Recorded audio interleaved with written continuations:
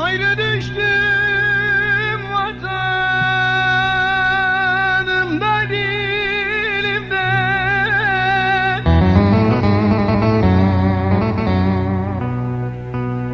Gurbet bana, ben gurbete alıştım.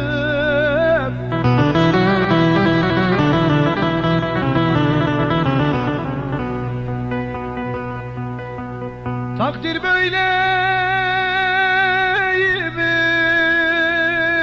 ne gelir